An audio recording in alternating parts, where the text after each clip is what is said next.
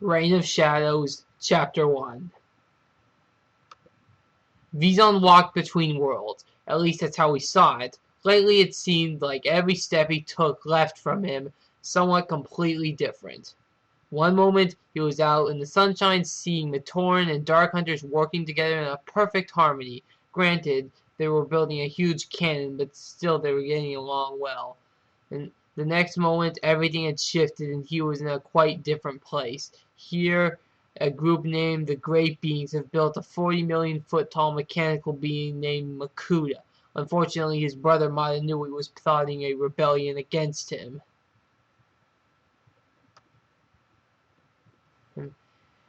How had this all begun? He tried to remember. Never the easiest thing to do for Vison. He had donned a Kanohi Olmec, a mask of dimensional gates, which he had found in Destriel. A portal opened up in front of them. Eager to escape the island, he stepped through it only to find himself facing an oncoming tidal wave. It washed over him, but he did not drown. Instead, he fell through the portal and winded up in the middle of a swamp, and another, and then another.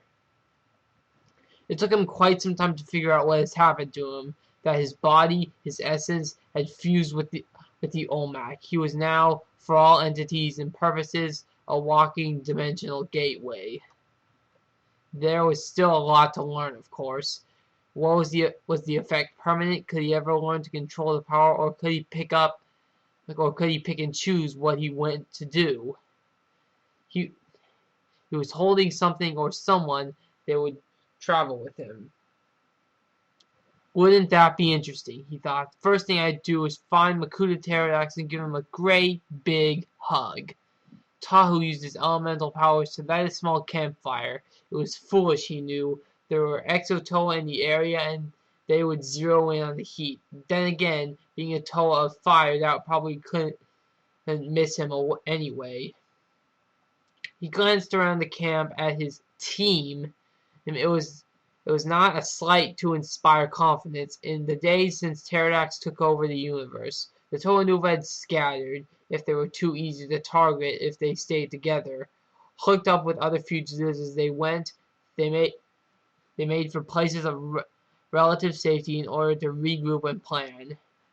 This explained why Tahu was sitting in the blasted ruins of Karzani with a coma Tauren, Kopaki, Jomak, a female Order of Mata Nui member with the ability to shatter and reassemble her body, Kraka, a female shape-shifting Rocky, and 2 Dark Hunters, Guardian and Nariska.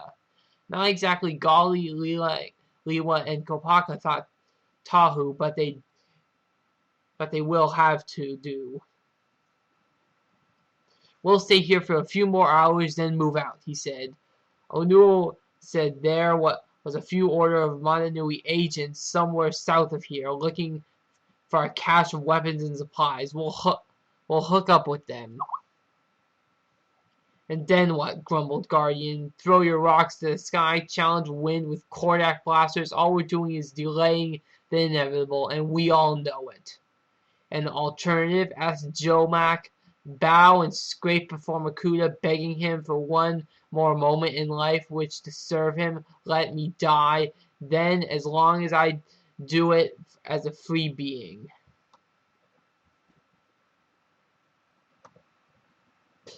Tahu, what are you going to do? Kopaki asked, in hardly more than a whisper. Guardian's right, we're trying to fight the universe itself. No, we're not, said Tahu. We're fighting a mad being who controls the power of the universe, and it's not like learning a new machine at the Ta Metru Forge. It takes time and practice to master a system so complex. And we're not going to give him that time. We're going to do a Pohatu on him. A Pohatu? Asked Kopaki. Tahu smiled. That's right. When in doubt, smash everything and hope you're somewhere else when it all goes boom. Guardian got up and walked away from the fire. He had nothing against Tahu, but there had to be a better way. Maybe instead of running from place to place, they should be trying to find a way out of the universe. Could this be the place could be the place was lost, and it could have time to accept them and move on. It wasn't an easy choice, but those weren't the kind he was used to making anyway. Beneath his feet, the ground opened, bonds made of solid stone wrapped around him, yanking him down into the hole as he screamed. The barren earth slammed shut again and he was gone. The team was on its feet. "It's Makuta," said Tahu. "He knows where we are. He's toying with us." "Tell us something we don't know," snapped Artakha. "Like what do we do about it?" Right before Tahu could answer, a dozen Exo Toa appeared on the rise. Their missiles were loaded and aimed at the fugitives. They led the machine and spoke in the voice of Makuta Pterodax.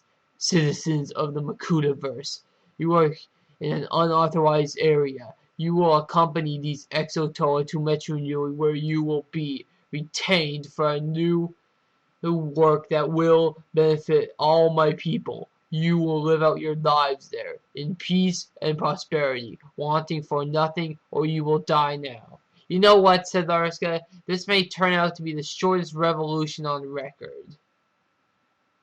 To be continued.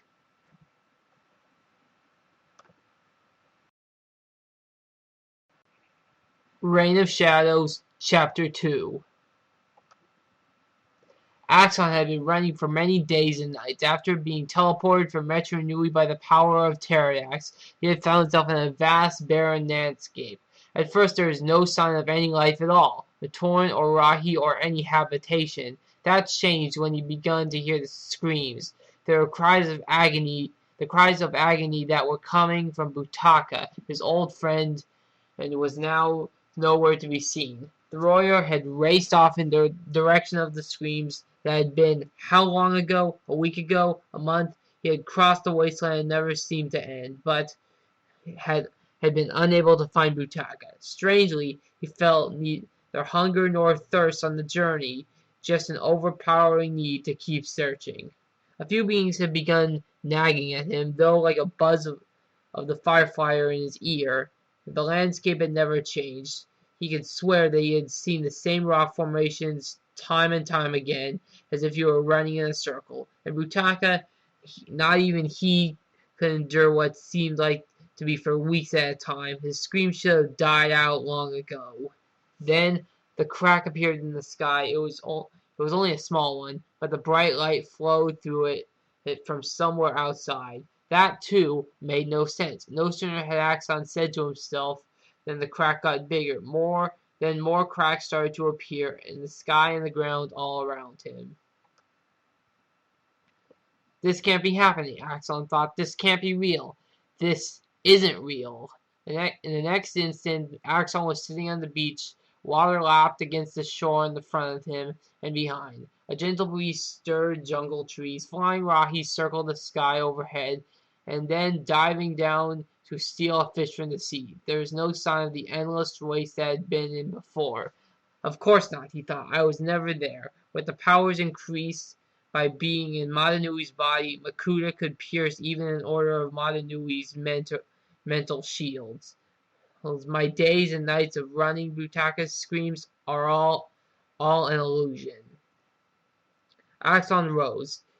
He still had his armor, his mask, and his axe. He wondered if perhaps his mask, which could see through deception, had been the difference between escaping Makuta's trap and being lost in fantasy forever.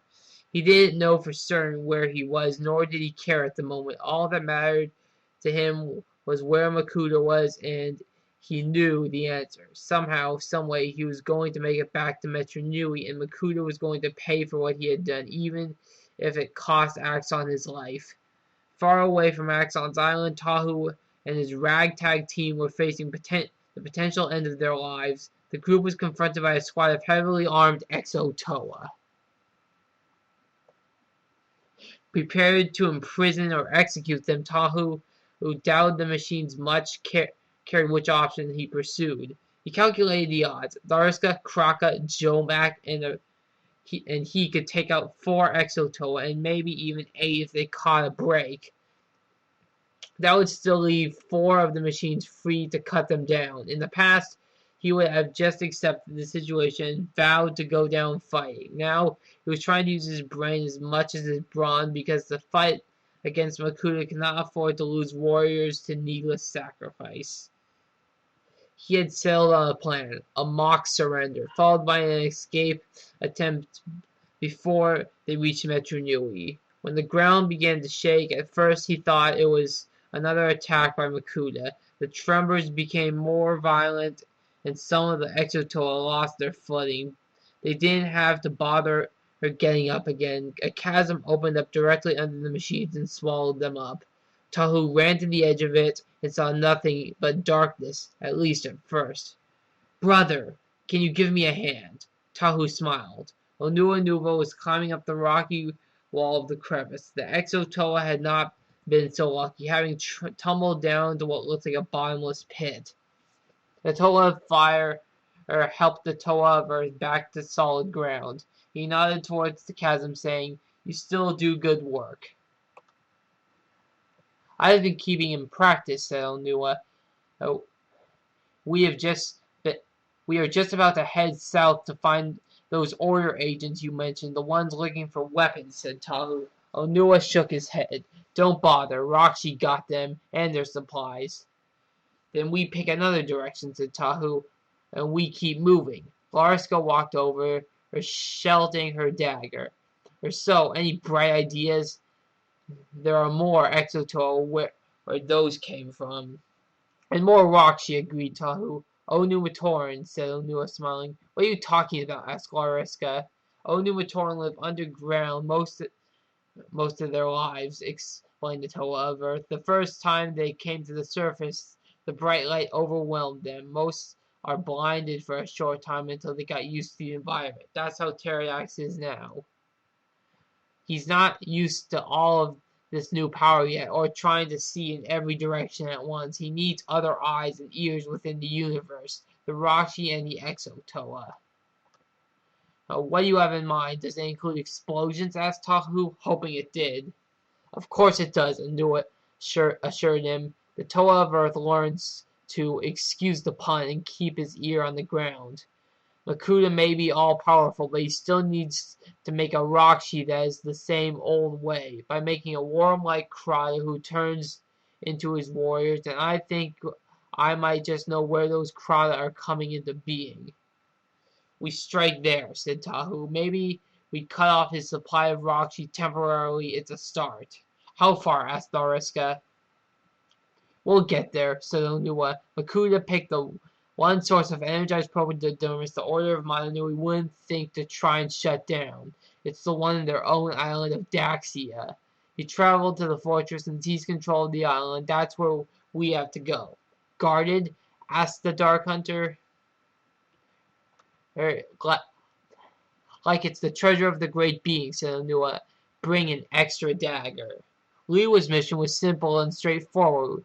With the help of information from a surviving Order agent, he was headed to the island of Artakha. Somehow, the powerful ruler of that land had to be convinced to do more than sit back and make armor and weapons. They needed him to fight. As he came within sight of the island, he could tell that he was already too late. Shattered Roxy littered the coastline, but more were advancing to the fortress. Artakha's Matoran workers were fighting in a desperate holding action, but it was a lost cause. The only hope was somehow to pull off the rescue of Artakha himself before Makuta's forces could overcome him. Lilo was about to launch himself into a power dive when a voice echoed in his head. "Do not," it said. "It's too late." But another who came to aid you. If I had fallen, go to him, persuade him to join your fight.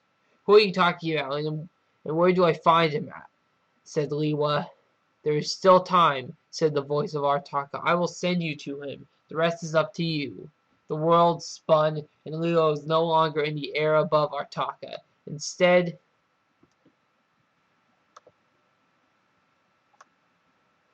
he was standing in a dark cave, facing the blank wall of stone. He could feel something behind him, and the way one could feel a bog leech crawling up in the back of his neck. Lilo wanted to turn around and see what was there, and at the same time he knew he really didn't want to see. "Turn," This voice was also in Liwa's mind only, but it had none of the comfort to assure him that it would be found in Artakha's. If it was possible, it was a voice. The voice had a scent, and this one reeked of death and decay. "Who are you? Who am I?" said Liwa, staying right where he was. "You are at the end of your journey. The end of all journeys, Toa. My name is Tren Krom." To be continued.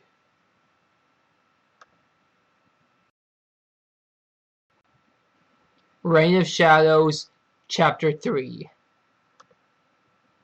Khepura moved swiftly, for him, through the shadows of Metru Nui. His destination was the outskirts of Metru, specifically a portion of the archives underneath that spot. The sign carved into the wall outside his shelter had told him where to go, and even who he was to meet there. But the most important answer, why? Cautiously he peered around the corner of a building. The way seemed clear. Rocky stood guard over most of the entrances in the archives, but not this one. It led to a section of the vast museum that had been deemed unsafe for decades and abandoned. Even when the Matoran and Toa retired below in the days right after Makuta's takeover of the universe, they had avoided this region. He slipped across the street and with a great effort raised the hatch, and it let out a shrill creak, and he was sure every Rocky in the city could hear. Khepura froze. Was that the whistling sound of the Rocky flying through the air towards him? No, it was just a stream of escape. It was just steam escaping in Ta Metru. He waited a moment more, and when no hostile force appeared, he ducked into the tunnel and closed the hatch behind him. It was dark and dank inside. The faint stench of Makuta lingered in the air. Khepura found himself remembering another recent visit to the archives, when he had gone lost in the maze of passageways. That time, he had almost wound up a meal for an escaped exhibit. It was only a timely arrival of Toa Takanuva that saved him. He wished that his friend had picked a different place for the meeting, but remembered that only this short sort of spot would do. "You're late." Maku stepped out of the recess in the wall. Her blue armor was stained with mud as she moved with a slight limp. A souvenir of an escape from some Exotoa a few days before. "Sorry," said Khepura. "I had to make sure I wasn't followed." "We'll wait a few more minutes for Hafu," Maku said, and she sounded tired. No, beyond tired, Khepura thought. More like she was barely holding herself together. "Is he working today?" Maku nodded. Khepura frowned. All of the Po Metru carvers had been put to work carving statues of Makuta for placement all around the city. The order hadn't come for their new great spirit, but rather from the new Turaga of Metru Nui, Akhmu. No, he wasn't a true Turaga. He had never been a Toa after all, which was exquisite, but his past association with Makuta had put him in a position of power in the city. "We should have killed that lousy traitor a long time ago," Maku muttered. Every Matoran remembered Akhmu's crimes on the island of Mata Nui involving the sale of Kodan balls tainted with Makuta's darkness. Many have heard tales of his sins on Metru Nui as well in the weeks before the Great Cataclysm. Although he had largely kept himself for the past year, no one really trusted him. But Turaga Vakama insisted he not be exiled. Better to keep a doomed viper beside your bed than to let it wander free. At least then you'll know in which direction its strike will come. The hatch opened again with a screech. A shaft of dirty light pierced the gloom from the archives. Maku and Khepura instinctively hid under the light until it was gone. Then they heard the reassuring sound of Hafu's voice. "Anyone remember why we wanted to come back to this city?"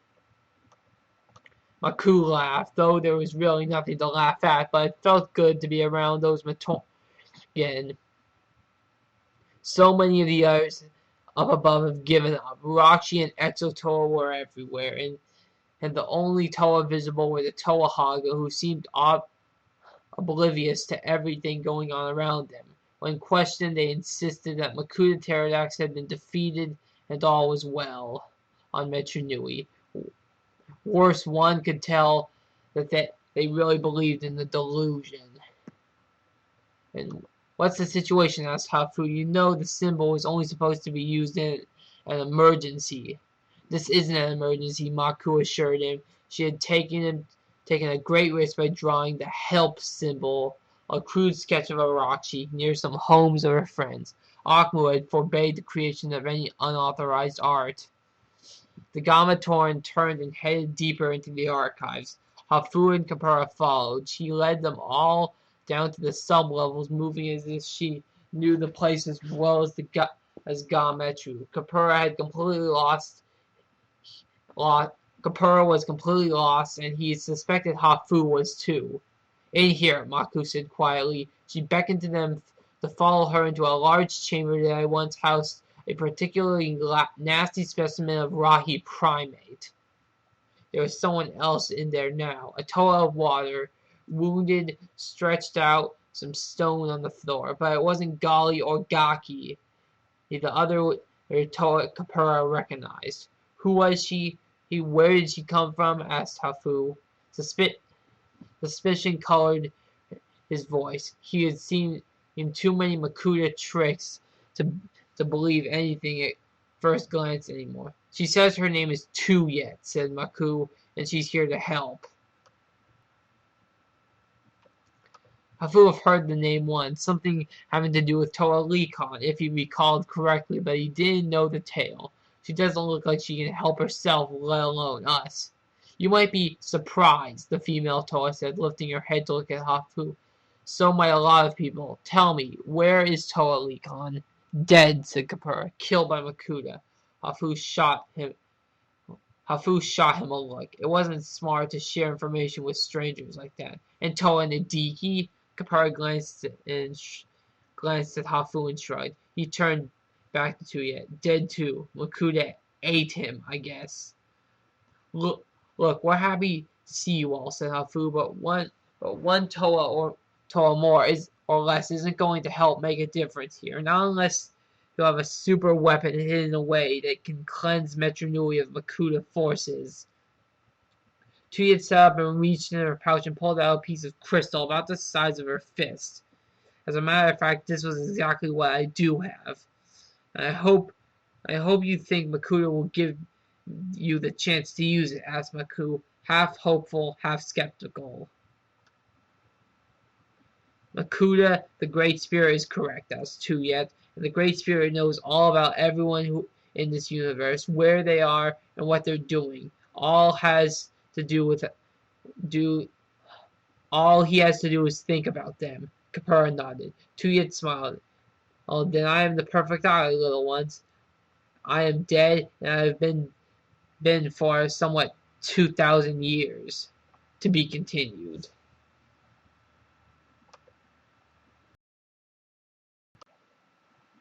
Reign of Shadows, Chapter 4. Makuta Pterodax, in the huge robotic body that once belonged to Mata Nui, surveyed the world he stood upon. There is nothing but water for as far as the eye can see, and when one is 40 million feet tall, reflected, Makuta, one can see quite far.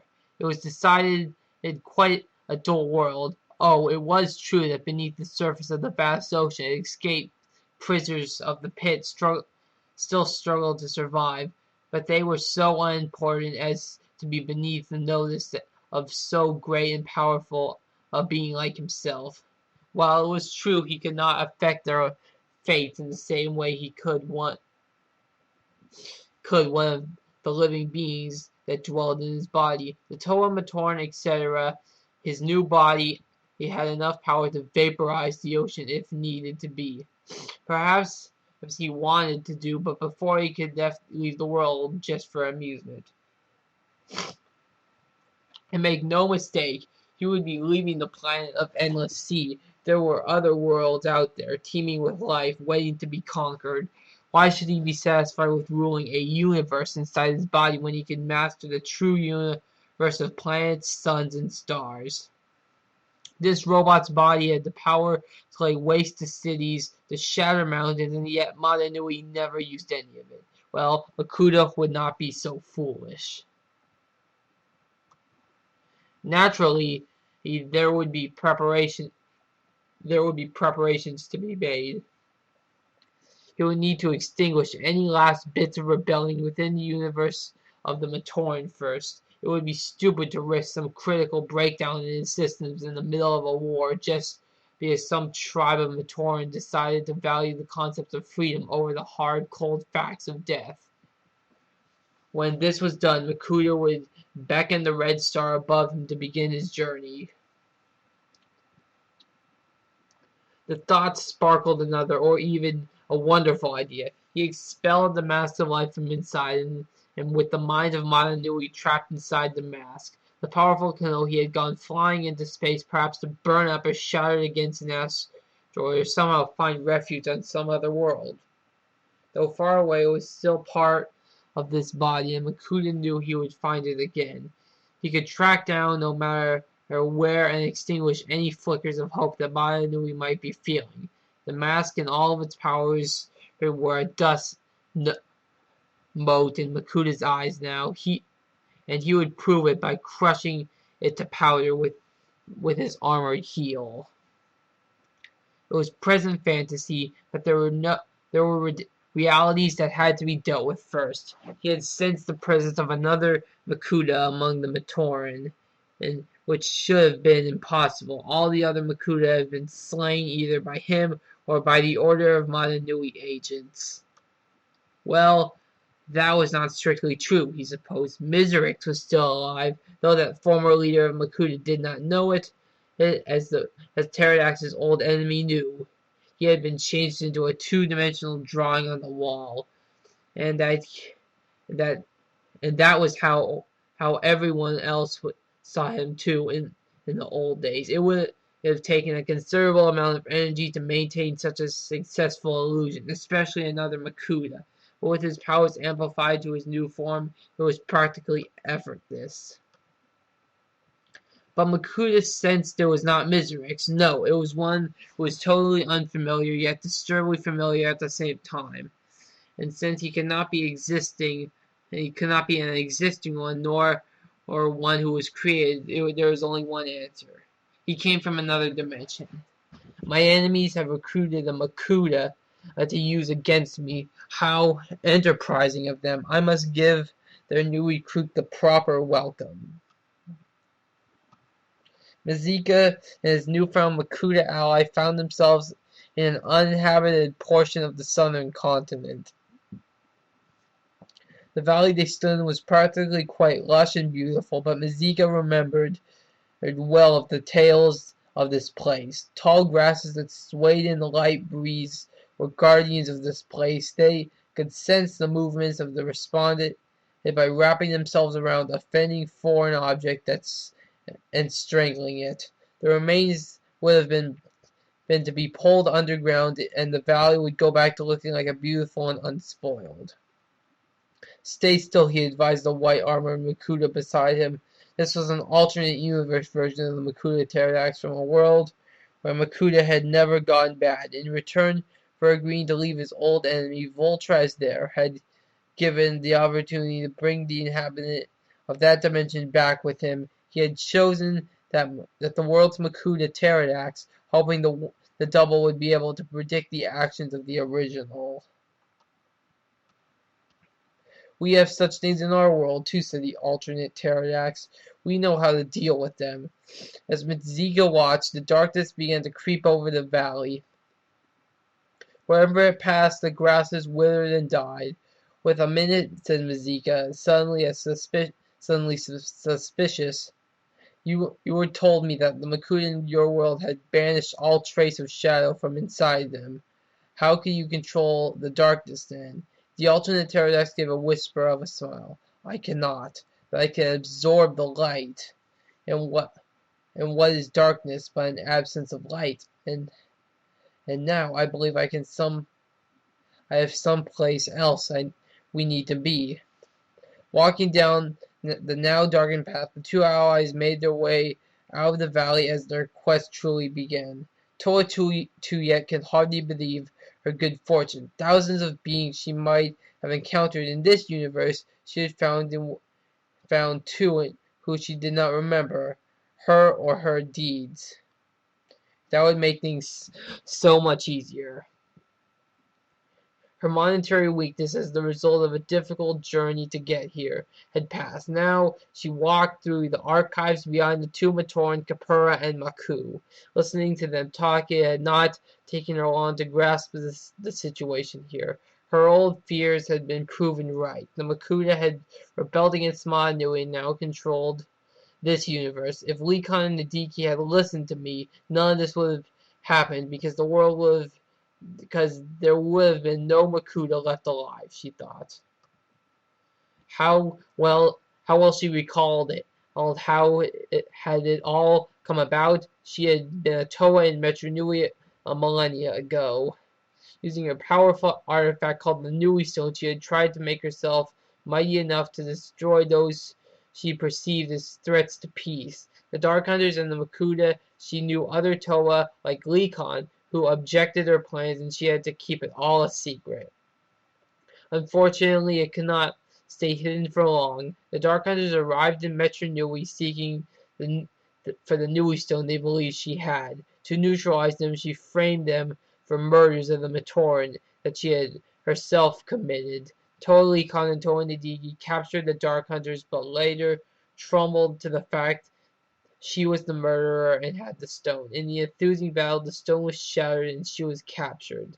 The Toa locked her up in the Colosseum until they could decide what to do with her. One night, the golden figure appeared in her cell, identifying himself as Botar of the Order of Mata Nui. He told her what she had already figured out for herself. Pieces of the Nui stone were embedded in her body now, making her a living battery of Toa power. No, a conventional prison would be able to no conventional prison would be able to hold her for long, not as long as there were Toa anywhere around from whom she could drain power. But the Order wanted more than a more efficient way to lock her up. They wanted the secret of the Nui Stone so they could make more. There was an effort to secret that only the highest ranks of the Order knew about. So a complicated plot was in use. Botar teleported Tuyet to another dimension, one where no Toa existed for her Nui Stone to drain, to keep this concealed from the lower-ranking Order members. A second Tuyet from yet another dimension was taken to the pit in her place. And the doubled was even altered so that she had crystals embedded in her. Although not from the Nui Stone, she would remain in the pit, while the original Tuyet would be locked up and interrogated about this nature of the stone. For 15,000 years, the Order tried to pry the secret of the stone out of her, with no success. All the while, she plotted her escape, working one of her guards, she managed to convince him of the justice of her cause. After all, the Order disliked Dark Hunters and Makuta as much as she did. Finally, the guard was sufficiently on her side to help her fake her own death in an explosion. Believing her body was vaporized, the Order didn't bother to search for her. Meanwhile, she used the terminology for that dimension to escape. With no map, it took her 2,000 years to make it back to her own universe. 2,000 years filled with visiting worlds, teeming with Toa who she could draw strength. Finally, she found her way back home, ending up in the Metru Nui archives. As for what happened to her double in the pit, she had no idea. She supposed the Order would know, and one day, if she was bored, she would squeeze the information out of them, but for now, she had bigger tasks ahead of her. Tuyet had no doubt that she would organize and lead a successful rebellion against Pterodax and bring him down. but she had no intention of allowing Mata Nui to regain control. 2,000 of years hers to think had convinced her that Mata Nui was weak, or he would have wiped out the Makuta himself a long time ago. No, what this universe needed was a ruler who was strong, decisive, and unafraid to do what had to be done. Someone like me, she said to herself. Yes, someone very much like me. To be continued.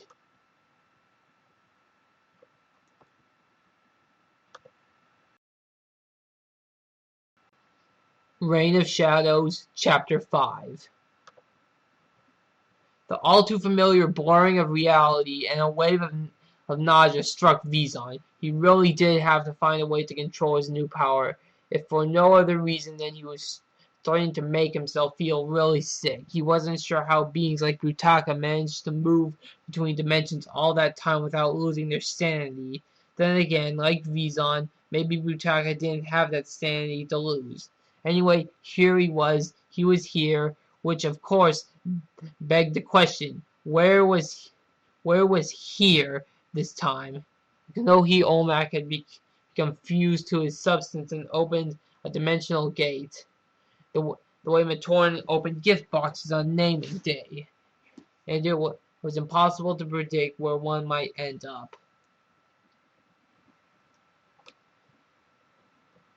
He looked down, then there was sand under his feet. In fact, there was sand in every direction at first. He thought he was on the beach, but there was no water nearby. He could see trees and buildings in the distance, though he started walking in that direction. The desert, as it turned out, was not very big, and it gave a lush jungle filled with a number of beings doing one of those things. Vison did his best to avoid hard work. Some were obviously Metru Nui, and others Vison did not recognize, though they had the look of villagers. He hated villagers, they were so industrious. One of the villagers loped over him and, using his arms and forelegs, looked up at Vison and said, smiling, "Are you a friend of Mata Nui?" Vison performed a complicated, challenging feat. He did not laugh. "Why, yes, little whatever you are, I am." "Are you a Toa, then?" No, nothing but. Vison gave his best noble and heroic smile. "Come on, then," said the villager, dashing off. "You're late." Intrigued, Vison followed along behind. This place had Mata Nui and the Toa, so it had to be something like home. But who were these other little runts, and and just where was he? Excuse me, villager," Vison began.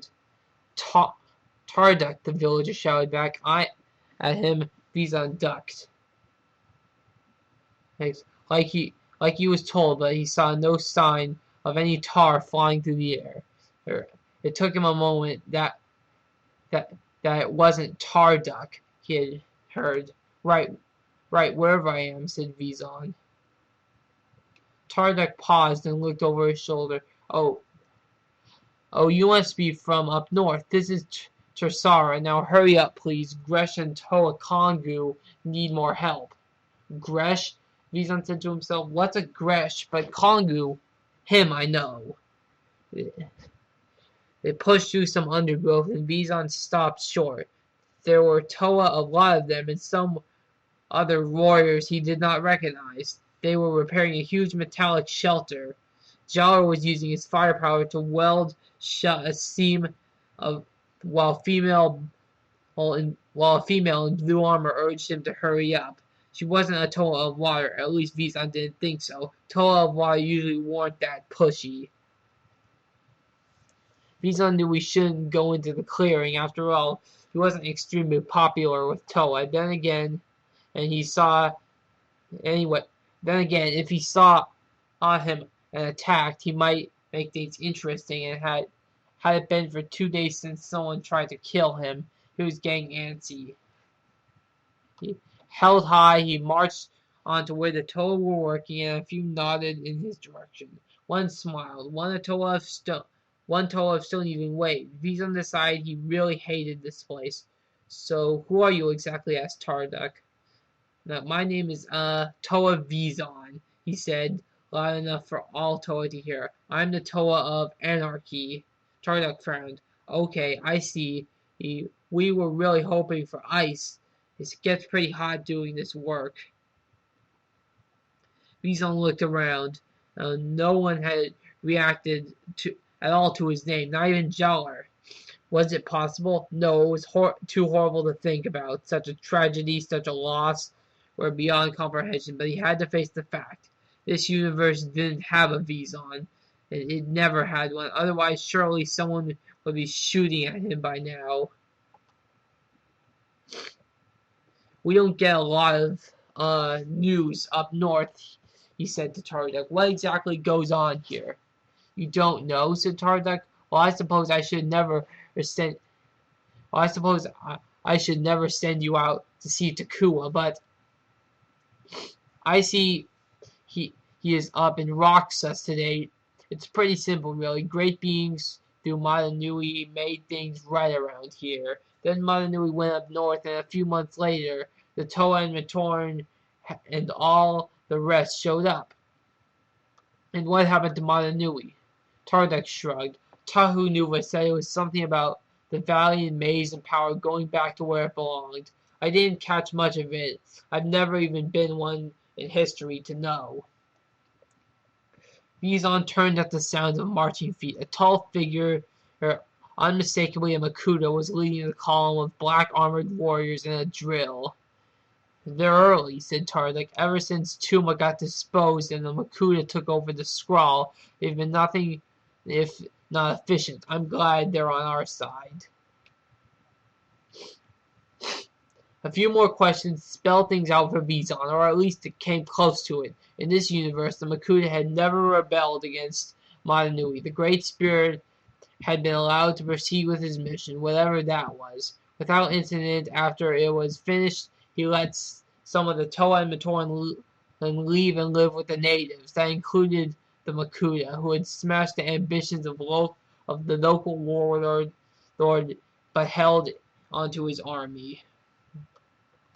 Vison was wondering why they even needed an army in such a happy, peaceful, idyllic, mind-numbing, boring place. That was when his question was answered in a very dramatic fashion. Coming over the dunes in the distance of the army, marching right for Teresa. Some of them he recognized. Others Skakti, like the Paraka, Rudaka, and their Vortex, Makuta, Miserix, in dragon form, and the black-armored riders on two-legged reptiles were new to Vison. But he doubted that they had come to deliver fruit baskets. It's an attack, yelled Tarduk. Quick, Toa Vison, go help the Makuta. Use your power, or I'll get the others. Use my power? Right, thought Vison. My power is to get the heck out of here. I just have to figure out how to turn it on. The invaders smashed through the ranks of the Skrull warriors and headed to the village. The Skati led hurled torches, setting in the jungle ablaze. Now is really a good time for a dimensional gate. Anywhere, Vison said to himself. Come on, I don't want to die in this universe where I never lived. Who will remember me then? But the power of the Olmec was strangely absent, and all Vison could do was stand and watch as the onrushing horde struggled toward them. To be continued.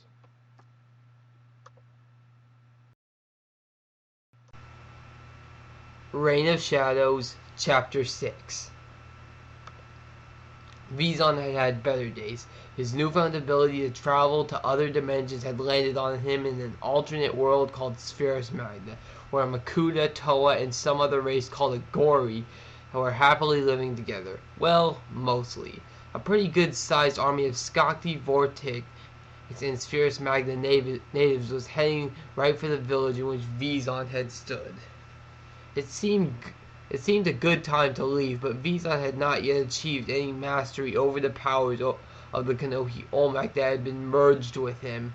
It didn't work just because he wanted it to, and right now he was starting to wish he had never seen that miserable thing to start with.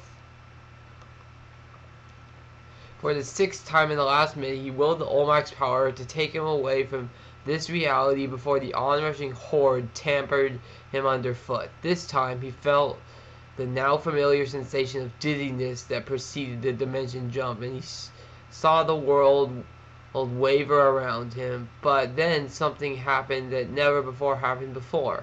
Everyone around him froze in place. When he tried to reach out and touch a Toa, his hand passed right through. Worst of all, he wasn't traveling. He seemed to be stuck in a realm of statues. This was better than being killed, he said to himself. Not much better, but better.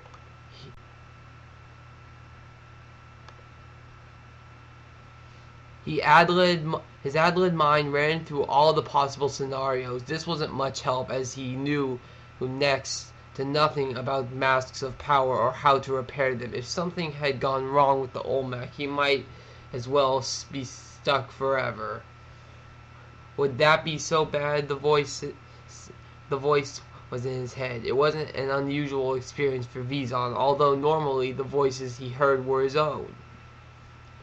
If it doesn't get any more entertaining, then yes, Vison replied. Who am I speaking to?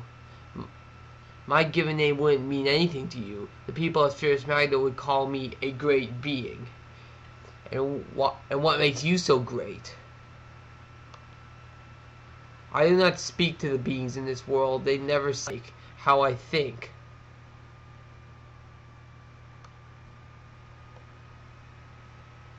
And what I believe. The imagination has an infinite capacity to fill in the blanks with what it wants to be there. That's nice, said Vison impatiently. Can you help me get out of this situation? Why would I? I got you into it. My people created the first masks of power. We certainly know how to shut one off. You don't belong here. In fact, I strongly suspect you don't belong anywhere.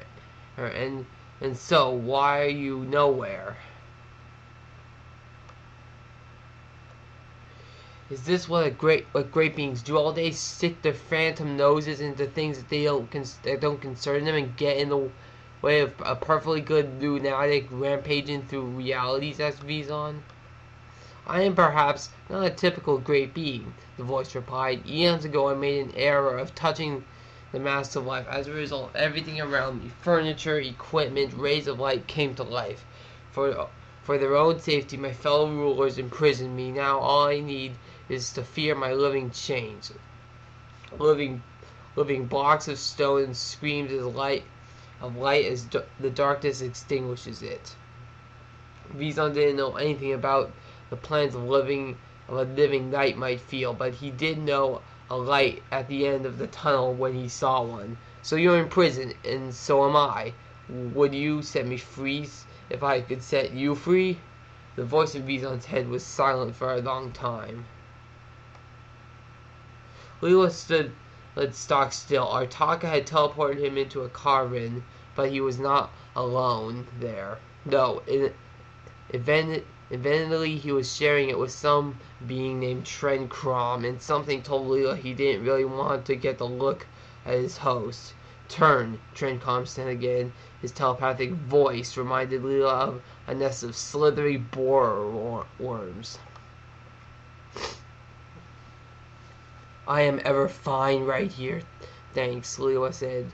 Artakha said, I can guess why you have come, Toa, Tren Krom replied. I too have heard the voice of Makuta coming from every corner of the universe, but what would you have me do? I have knowledge that could be used as a weapon against him, but knowledge without the experience to use it is then useless. Am I bound to this island by the great beings, unable to venture forth? And if the great beings did, I doubt I would have the power to quick free you, said Lila. So the journey was another waste of time. Perhaps and perhaps, said Tren Krom. There may be a way, but it would involve a great risk, and success of you might be worse than failure. Everyone I care is at risk, Lila answered. Everything that matters to me has been poisoned by Makuta's corruption. I'll do whatever it takes to stop him. You may live to regret your choice, said Tren Krom, but the choice has been made just the same. Lua felt a tentacle wrap around his neck, and his arms went up to tear it away, then stopped halfway there.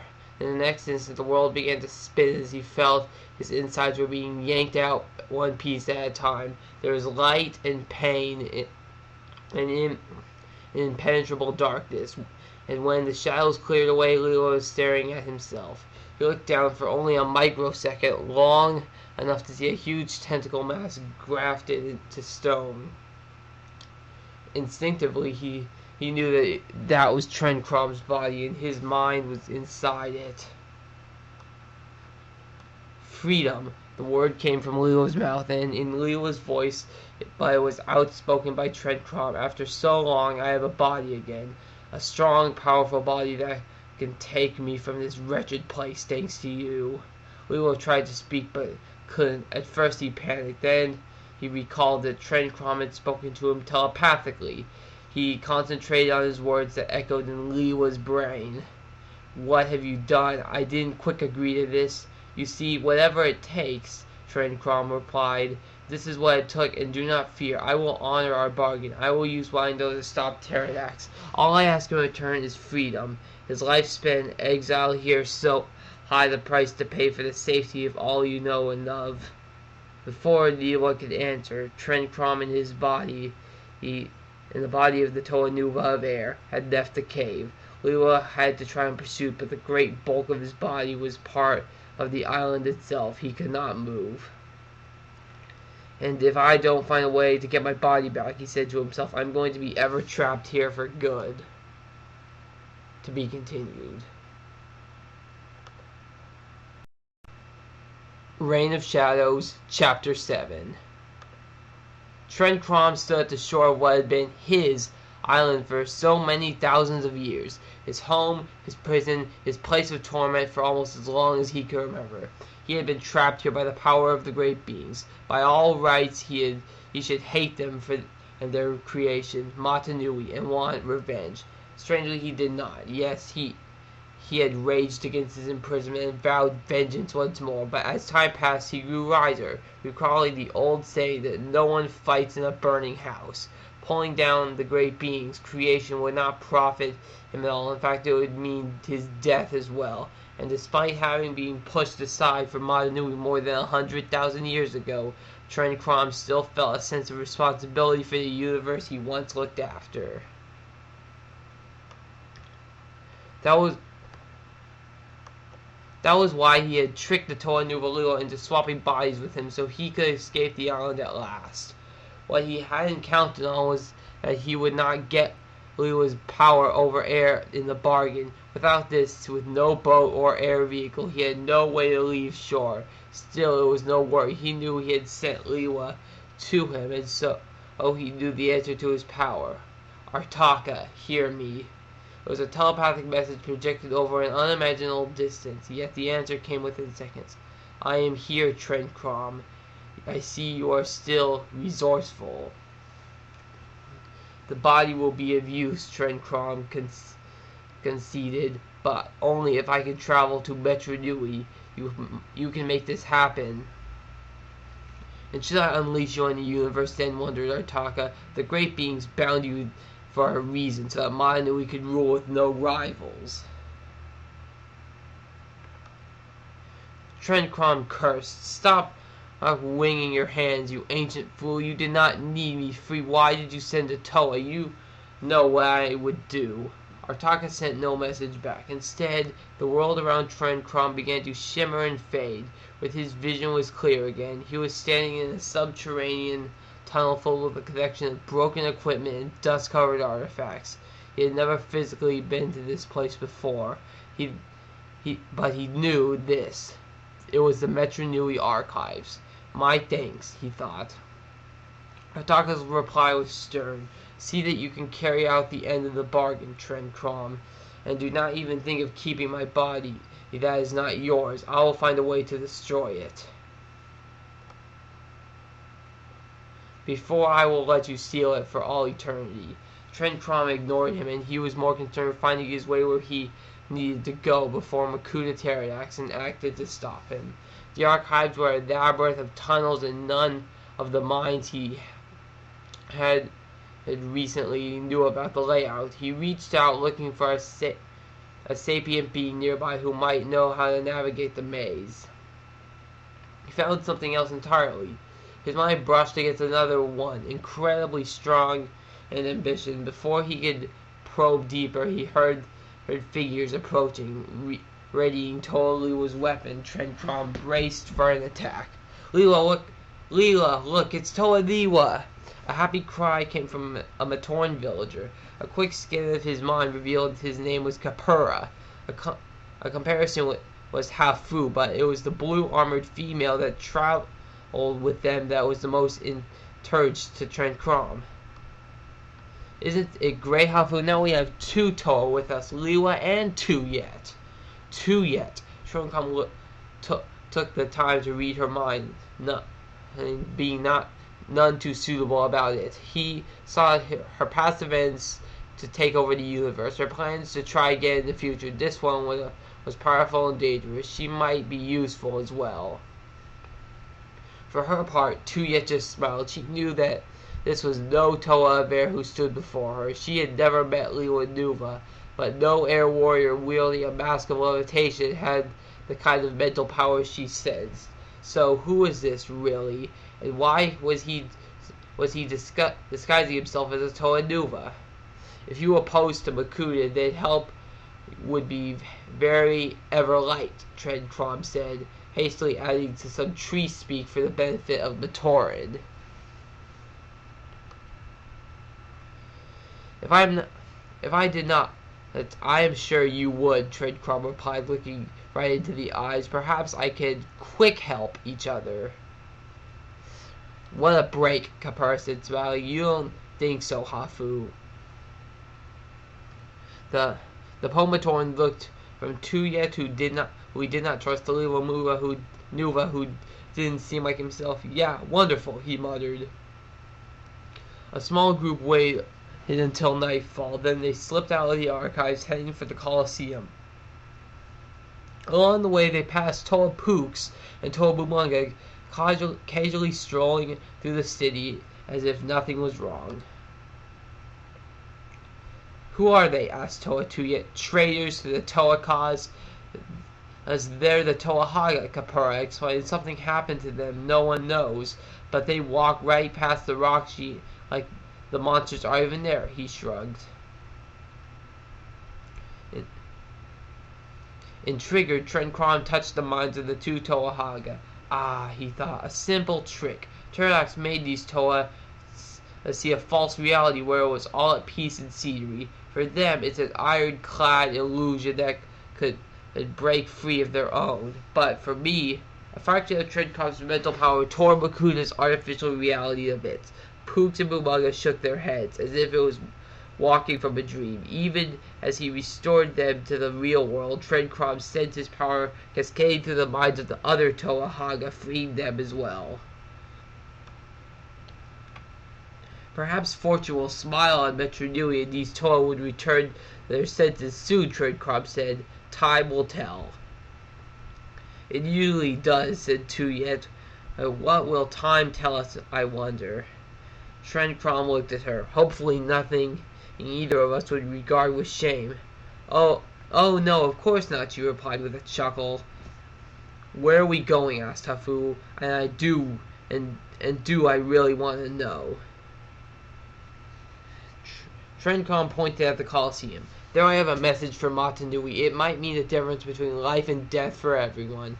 Mata Nui? Asked Hafu, incredulous. But Mata Nui isn't here. Makuta Pterodax exiled him from the universe. Maybe killed him. How are you going to get the message to him? And what could he do to help us now anyway? Tren Krom looked at the Pomatoran. A strange smell came to Liwa Nuva's mouth, and concerns of it bent in an odd angle. The answer is in those questions the same. You would be surprised, Hafu, very surprised. To be continued. Reign of Shadows, Chapter 8. Toa Hellrex had made a decision. Alone in her prison with only thoughts of Makuta Pterodax and a portrait of Makuta Miserix for company, she had time to think. Pterodax had made a point telling her what he planned to do. Harness the power of the Great Spirit's body and use it to conquer worlds. She had no doubt that he could do it, too, unless he was stopped. But how? The obvious answer lay with the Matoran. There was an obvious connection between their labors and the health of the mechanical in which they lived. Simply put, if they stopped working, the robot would die, and Makuta Pterodax with it. The problem was that Pterodax would not tolerate a strike, and no doubt would he slaughter some Matoran in practically agonizing ways until the rest gave in. Brave as they were, the Matoran couldn't be counted on to stand firm and face their friends' suffering. There was, of course, another problem too. The robot's death would inadvertently mean the death of everyone who lived inside it. Matoran, Toa, Vortex, Skakdi, and everyone. And the planet outside had no known land masses and no place to flee to. The inhabitants of the Matoran universe would suffocate or freeze in the darkness. As the leader of the Order of Mata Nui, Helrex had often made decisions that sent agents to their deaths. It came with a job. But she couldn't make a decision that would send the entire universe to its grave. Yes, as it turned out, she could. Pterodax had to be stopped before he killed and enslaved billions of other innocents in the universe beyond. She wasn't certain that she could bring him down, but she had to try. Her prison was near a sensitive area whose destruction might be enough to slay the Makuta. A Nova Blast using her water power might do enough damage, even if all she could do was cripple him. Perhaps the others could finish him off. She closed her eyes and drew upon her all her power. If she had any doubt or regrets, she pushed them aside. Helrex would do what she had always done, whatever it was necessary. And possibly a loud pounding broke her connection. Had Pterodax already discovered what she was about to do? In the next moment, the wall caved in, stepping through the rubble of two Matoran, Toa Nuvaliwa, and a figure Helrex never thought she would see again. Toa Tuyet. You, the Order leader stopped. What are you doing here? You're welcome, Tuyet replied. I had no idea you were locked up in here, Helrex. Poetic justice considered how your kind was imprisoned me for centuries, isn't it? Helrex looked to Liwa, Tuyet, and Tuyet. Free was potentially a terrible menace. Perhaps if she and the Toa Nuva of Air acted quickly, they could take the rogue Toa down. But Liwa was paying no attention to Helrex. Instead, he seemed to be fixated on the picture of Miserix. Makuta Pterodax had transformed his old enemy into a painting on the wall in a unique, nasty act of murder. Liwa, what are you doing? She asked. The Toa of Air ignored her. Instead, he muttered, interesting, not dead, but so he convinced that he might be as well.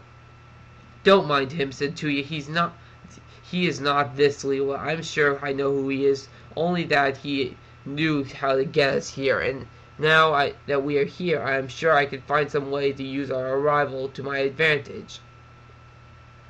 Helrex glanced at Liwa. The Toa of Air had his eyes closed on what was reaching out with his right hand, but no cyclone erupted from the outstretched palm. In fact, nothing was happening at all, and suddenly something did.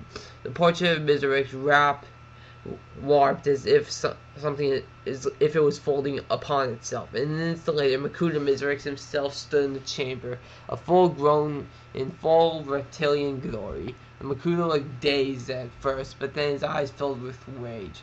"Where's Pterodax?" he bellowed so loud the walls shook. "Well," said Tuyet, "that was a surprise." "Shut up," Helrex barked, "all of you." She turned to the two Matoran. "Hafu, Kapara, this is no place for you. Go back to Metru Nui and we'll get the word to the resistance. Tell them to be prepared to act, and tell them to make their peace with the Great Spirit and each other." Hafu took a step forward, ready to argue with staying, but Kapara laid a hand on his arm and shook his hand. There was no fight coming that they would be a part of. Somehow, he knew, the Toa of Water was taking the end to everything. Now it was Liwa's turn to speak. A message must be sent. Mata Nui must be prepared.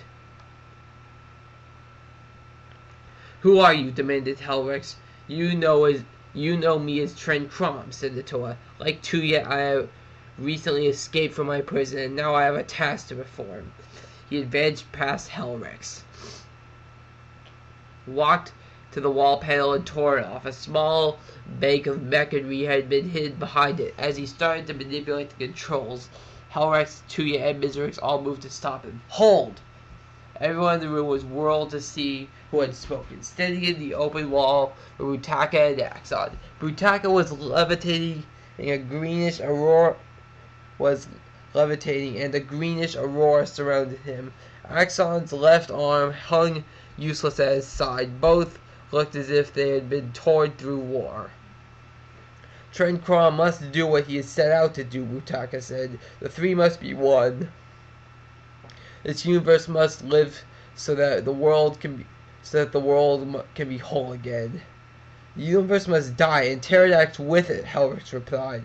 Axonn, Artakha, and I order you to subdue these three.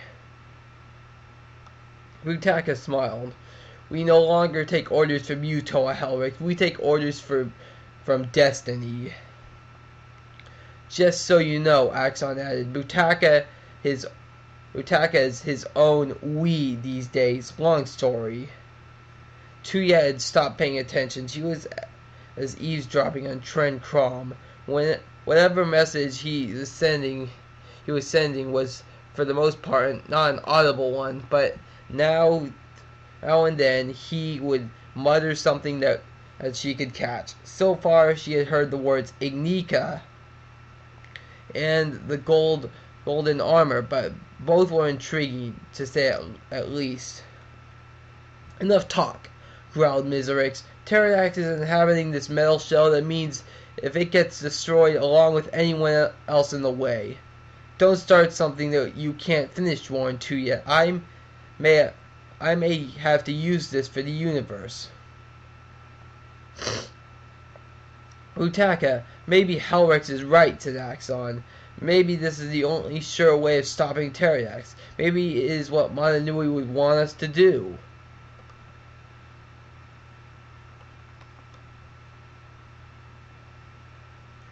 Before the startled eyes of Caperla and Hafu, battle lines were drawn. On one side stood Helrex, Miserix, and Axonn. On the other, Tuyet, Liwa, and Artakha. If it must be, it must, said Artakha. To save the universe, then, Axonn, Helrex, and Miserix must die. To be continued.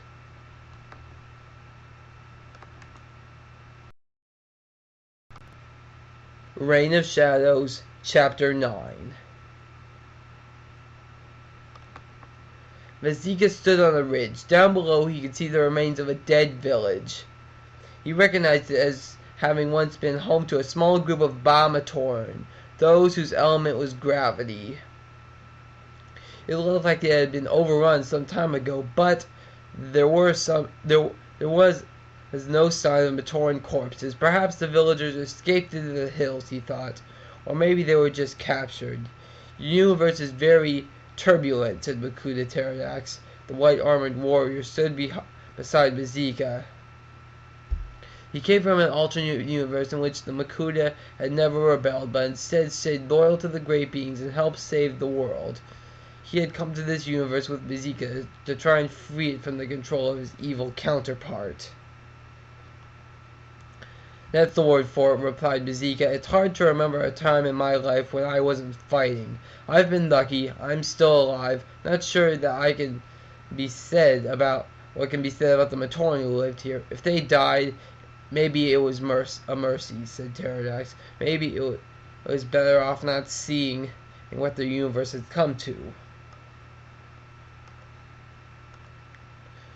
Now you sound like our Pterodactyl, said Mazika. I guess you two aren't as far apart as I think.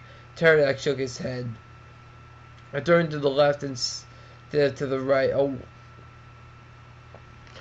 A wound received or to be avoided, rising from the slumber of an hour or two late. These are the little things in life that hinge on, Mazika. Your Pterodactyl took a step in the path that circumstances allowed me to avoid. If circumstances had been different, who knows? Meaning that if you took control of this universe instead of him, I might be just as wicked, Pterodax answered. It's always a possibility. Around them the winds rose. In the moment they had gone from a gentle breeze to a screaming maelstrom. It was so powerful that it knocked Mazika to his feet and sent him tumbling toward the edge of the ridge. Pterodax fought to stay focused, ignoring the storm as he used his power to keep Mazika from falling, but the ground erupted beneath his feet, shattering his connection. Mazika fell down the slope, followed swiftly by Pterodax. They landed among the ruins. Mazika's impact shattered from the long-dead corpse of a Visorak into the black powder. Pterodax hit hard, but rolled with the fall that was back on his feet in an instant. Now we looked around, you could see the bodies of Visorak spiders scattered here and there. The villagers who had lived here had gone fighting. The voice came from the dead mouths of Visorak all around. Pterodax recognized it as his own voice, but touched the madness as evil. I see you have brought the company, Mazika, and such a company.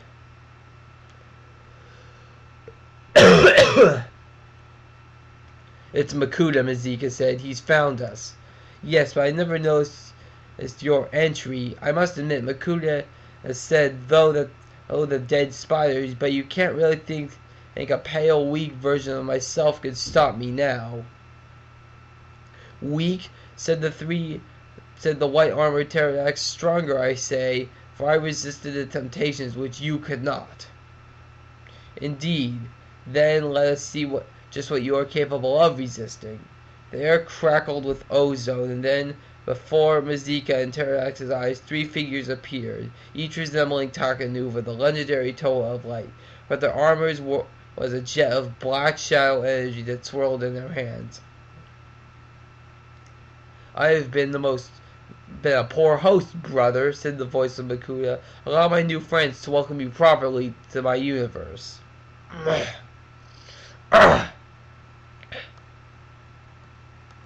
Helmix avoided Tuyet's slashing attack and landed a sidekick on her midsection. The corrupt Toa of Water staggered backwards, only narrowly avoiding being accidentally struck by Butaka. The battle had begun only a few moments ago, but had already in a chamber in which they fought with a shambles. The issue over which they fought was dead serious. Helrex, Makuta, Miserix, and Axonn decided that Pterodax's control of the universe had to be ended, even if that meant destroying the universe itself. Tuyet, Butaka, and a possessed Niwanuva believed that there was still hope in driving Makuta out without killing millions of Matoran in the process. Miserix thought that he would have the easiest opponent, but he could sense that Niwanuva was not himself, but was under control of another. Whoever that was, they had no access to the Toa's air ability. That would make them an easy ripe for defeat. Unfortunately, Liwa's body was now home to Tren Krom, an ancient entity with enormous mental powers. Miserix's solid blow knocked Niwa to the ground. It was the fallen Toa that responded with a mental shock blast that came close to turning Miserix's brain to ash. Still, Miserix had been through a lot in the past millennia: imprisonment, torture, humiliation, and no mind power was going to be enough to stop him. He gathered Liwa up in his claws and slammed his foe against the side of the wall once, twice, 3 times. Axonn's heart wasn't in the fight. He had only recently discovered Butaka and regained their old friendship. But he couldn't believe if they were already at each other's throats again, and he was certain that Butaka was wrong. Maybe Helrix's plans were too extreme. Maybe a duty lay in protecting the Matoran until the very last moment. For this moment, though, he had to concentrate on protecting himself. One good hit from Artakha would take his head off. Helrex had not wavered her discrimination, but she also knew that this battle was sure to draw Makuta Pterodax's attention, and her chance to act could disappear at any moment. She had to do the Nova Blast now before anyone could stop her. Tuyet could guess what was about to happen. She slammed an elbow into Axonn as Artakha struck at him. Taking the advantage of the moment, she wrested the warrior's axe from him, and with a yell she vaulted into the air and smashed Miserix with her axe. With a roar in pain, the reptilian Makuta fell backwards right towards Helrex. The mad Toa hit the ground and turned to watch the end of her handiwork, but to her surprise, just as Miserix was about to crush Helrex, the ancient female warrior vanished. The Makuta landed in a heap but was barely slowed by his wound and already seeking out his attacker.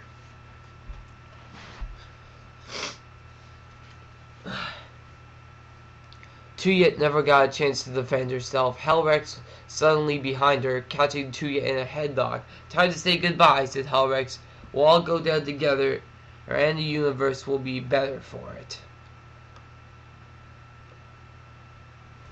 The world began to blur in front of Tuyet's eyes. At first she thought that Helrex must be choking the life from her, but she realized that everyone was looking toward the chamber entrance where space itself seemed to be warping. In the next instant, a massive figure stepped in front of the distortion before them. "You imbeciles," the figure said, in a voice both old and young at the same time. "You ignorant stone apes, is this how you really try and save existence?" No one in the room had seen the newcomer before, but there were some who knew the voice, and all felt a chill in the sound of it. Only Helrex had the presence of mind to give the visitor a name, and even she spoke in a whisper. "Artakha." To be continued. Reign of Shadows, Chapter 10. At the sight of Artakha, the chamber was silent. He stood at least 10 feet tall. His armor was gray-green, covered in runs carved in the beginning of time. His mask was the most orient that anyone had ever seen. More than just a kanohi, it was a true work of art. The metallic protodermis from which it was forged was arranged in an intricate pattern of designs, each diffracting one of many cultures was forged in the universe.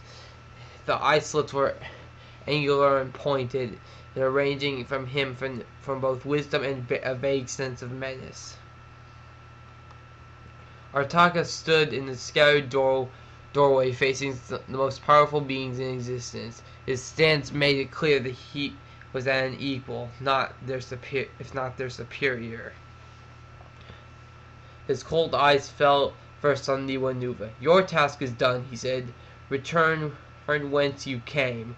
Liwa Nuva stared at Artakha for a moment, and then turned without word and started to exit, only to be blocked by the newcomer. "Without the body," said Artakha.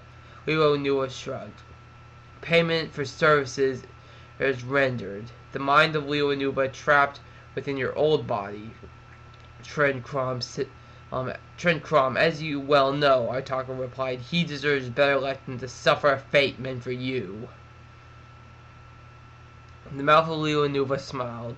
Though it was the mind of Tren Krom, it made it so. The words come easily to you, Artakha. You choose to live as an exile. I did not. "None of us chose our destiny," Artakha replied, "and none of us can defy it. Go, Tren Krom. Have faith in Mata Nui. Have faith that Mata Nui will reward you when all is said and done." Liwa Nuva nodded. "Faith, yes. A drop of water in place of an ocean." And Artakha reached out and placed the palm of his right hand on Liwa Nuva's forehead. "It's more than time." Toa's body spasmed and dropped to a float. Within moments, Leo's eyes opened and he looked around dazed. Where? I was in a cave, in an ever ugly body, and Artakha ignored him. Helrex advocated it up to him, staring up at his masked face and making it no effort to contain any fury. This is no affair of yours, Artakha. Actions must be taken to contain the threat to Makuta, here and now. Creation is my essence, Artakha replied, and if you destroy all that exists, I can't allow that. You can't stop it either, but I can. The voice ever beamed through the chamber belonged to Makuta Teriax. Oh, who invited him? Muttered Lewa. Invited me? Asked Teriax. As I recall, you are all guests in my home, and you have been most rude to, and just been the most rude, destructive ones. I'm afraid I'm going to have to ask you to leave. And if we refuse, bellowed Axonn, what will you do then, you formless freak? Teriax gave a low, mocking laugh. Then he said softly, well then, I will have to insist. One insist. It's Axonn, Butaka, Helrex, Artakha, Mizrex, and Tuyet and Liwanuva, and two Matoran were inside a half-ruined chamber deep beneath the Metru Nui. The next, they were floating in the airless, icy void of outer space, watching as the robot Makuta commanded and soared away from a distant world. I told you this was a bad idea, said Toa Kongu. Quiet, hissed Toa Hali. Is the order sure of its information? Asked Nuparu. As sure as they can be with things just as the way they are, replied Huki. Then we better get to work, said Jowler. The 5 surviving Toa Mahari crouched on the western shore of the island of Zakaz, home to the murderous Skakti race. Ordinarily, it wasn't a sort of place that any sane person wanted to visit. It wrecked as it was one millennia, by a millennia-old civil war back when they were Toa and Nika. Jowler and his team had battled 6 Skakti and Parakta and barely escaped with their lives. Their mission here was simple as it was perilous. The Order had learned that Nekten, a powerful Skakti warlord, had allied with Makuta Teriax and led his army on a journey south. Now it was vital to find out if any other warlords were going to follow his lead. On top of that, there was a mystery to be solved. Following the widespread destruction on Daxia, the sea snakes that were once the evil Paraka have vanished. It has been believed that they were just buried in the rubble, but rumors were flying that they have been rescued and sprinted away from Zakaz. For what purpose, no one would know. To accomplish either of those, they would have to get past the Skakti guards on shore. That was Kongu's job. Using his control of air, he robbed the guards of anything to breathe until they passed out. Once they were down, the Toa Mahari advanced.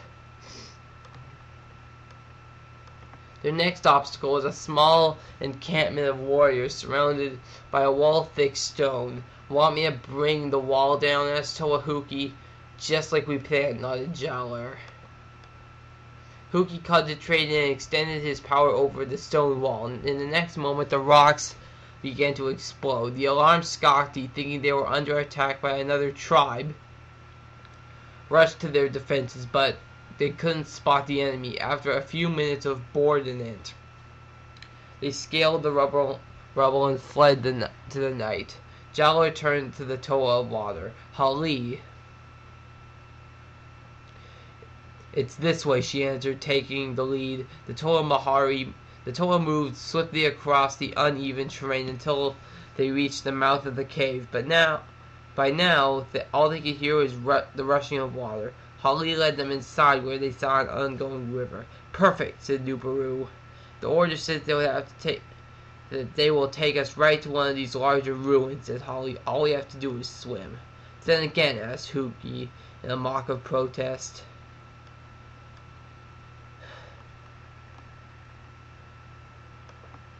The mask of life had transformed the Toa Inika into water-breathing Toa Mahari not long ago, and then it changed them again, making them true amphibians. One by one, they dove into the river and began to swim through the cold, dark water. After an hour or so, during the time that Nubaru discovered that there were some very nasty fish under Saga, as they emerged into another cavern just beyond the mouth of the cave, a large area in ruins, which about 500 Skakti were gathered. One, obviously a warlord, was addressing the gathering.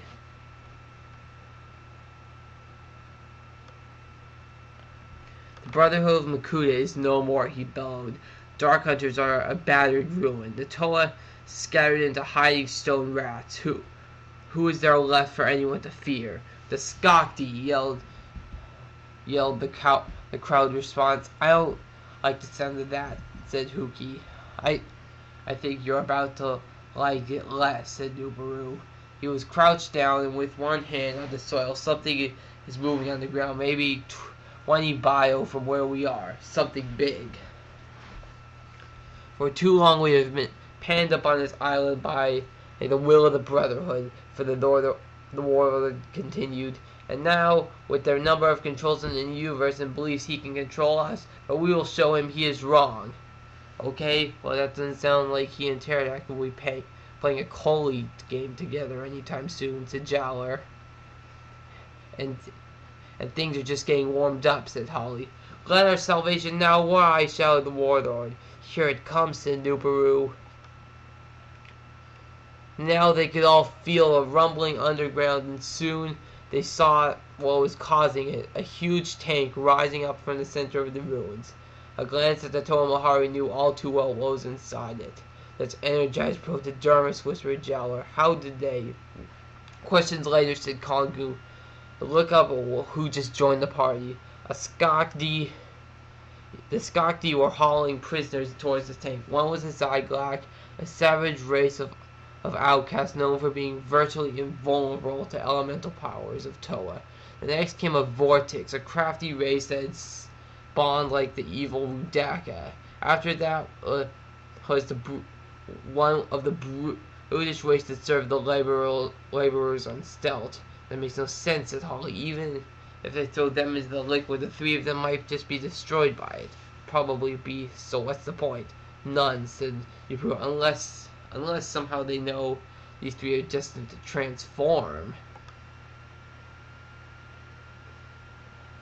But the only ones you knew that would be Pterodax, finished Jowler. They probably don't even know that he put this idea into their hands. And it's another one sick games. It just got sicker, says Huki. Or are those not the Paraka? I see. The Toa of Stone was correct. 5 Skaki were carrying 5 sea snakes, each of the serpents gasping to breathe. The warlord signaled the 3 prisoners, and the 5 snakes were thrown into the energized protodermis tank. So engrossed that the Skaki failed to notice a strange greenish cloud emerged from their nearby lake. It hovered in the air for a moment, then plunged into the energized protodermis tank. The liquid began to froth and bubble. The Toa Mahari could see a shape forming in the silver fluid, something monstrous and horrible.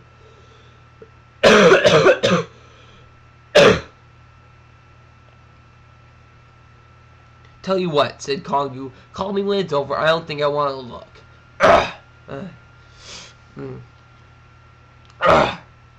I don't think it's the Order's gonna like this, said Nubaru. I don't think anyone is, said Jowler. And then, before their eyes, a new terrible form of life began to climb from the tank. To be continued.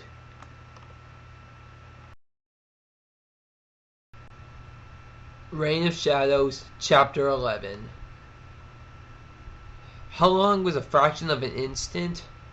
Long enough for Liwa Nuva to see the others in the chamber. Artakha, Helrex, Mizrex, Tuyet, Axonn, Butaka, Hafu, and Kapura starting to shimmer and fade. How long enough to realize he was not teleporting as they were?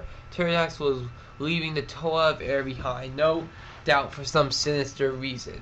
Leo wasn't having it. Before that fraction of an instant, though, he grabbed onto Artakha. It was a risk, a big one, trying to latch on to teleport in the progress. But Leo was determined that wherever the others went, he would go. In the next split second, he found himself floating in the void of space alongside the others. All of them, only Mizrax wasn't succumbing to the suffocation, since Antidermis did need to breathe, but the cold outer space would claim him eventually. Makuta Pterodax had thrown some of the most powerful beings in the universe out like trash, and looked as if they wouldn't survive the experience. Lewa summoned his elemental power in an effort. In this environment, he created a thin bubble of air linked around the heads of all the castaways except Mizrax. "Join hands," yelled the Toa of Air, seeing as the group members already had begun to drift away from each other. Helrix then turned to see the Mata Nui robots sailing away from them toward the planet in the distance. The world of the endless ocean was far beneath them. "Artakha, can you teleport us back inside?" she asked. Artakha closed his eyes for a moment, then opened them again, shaking his head. "Pterodax is blocking our return. I could try to get us to the evident and distraction, but I can't guarantee all of us will survive the journey. Most likely we will all find ourselves materialized inside trees and rocks," muttered Tuyet. We'll be just as dead. There's no way for a warrior to die. This is no way for a warrior to die," growled Axonn. "Pterodax must be stopped," said Artakha. "We'll do whatever we can, regardless of the danger." Artakha nodded, but before he could use his great power, a hole appeared in space before them. An armored hand reached out and grabbed his arm, pulling him in, and the other along with him into the portal. The nine found themselves spiraled on a small damp floor. Capura was the first to realize that the stone wall was moving, not to mention breathing. He cried out and got to his feet, backing against the wall. The bricks of the wall reached out to embrace him, holding him fast. An armored figure, his face was a hideous grin, stepped out from the light cast out by one of the windows in the room. Kind of rattles you until you get used to it, doesn't it? Mizrax's eyes narrowed.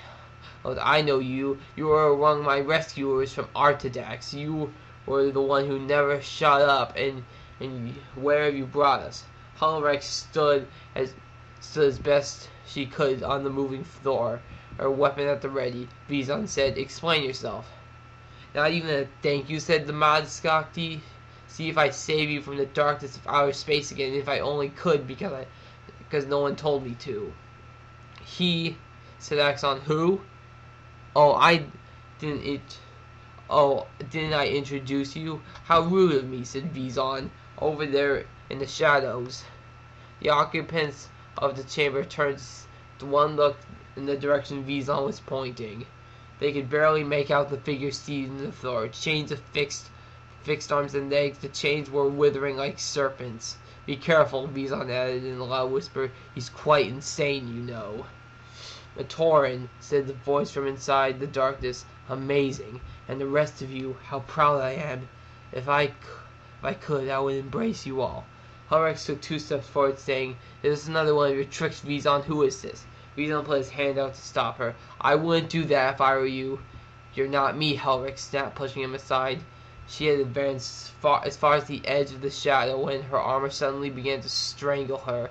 The Toa of Water fell, gasping for air.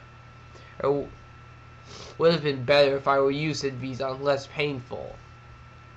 Axonn slammed Vison against the wall, pressing his arm against the Ludnic throat. "Answers, Vison, now!" "If you want answers," choked Vison, "you'll have to ask him. He's the great being, after all, not me." A dry chuckle came from the darkness. "A great being? Yes, that is what they call me, my brothers and my sisters. Agonins once said that my name was the worst thing that ever happened to us, because we started to believe it was accurate. Perhaps he was right. Perhaps That is why I am in prison here. But now, you are all here to free me. Lila Nuva glanced at the window of the cell. He was stunned to see a forest that stretched as far as the eye could see, a larger than a jungle he had called home on the island of Mata Nui. Where is here? He asked. That's right, you wouldn't know, said the great being. Welcome, my friends, to Boda Magna. Prydak picked himself up off the ground, seething with rage. His deal with the Shadow One had been struck. He, Kalma, and Mantex had rebuilt their legions, while Elec had returned to the sea to gather his own troopers. Of Carper, there had been no sign for some time. They were poised to strike as soon as the Shadow One unleashed their viruses on Makuta Pterodax. The universe would be theirs to rule once more. Then, nothing. The appointed time came and gone, with the violent earth tumor to mark. At first, Prydak thought the quake was a sign that the Shadow One had succeeded, but rapidly it became obvious that nothing had changed. Pterodax was still in control. Now Prydak had a choice. March on to Metru Nui and risk destruction at the hands of the Makuta, or stay put and risk rebellion by his legion, or risk rebellion by his legions.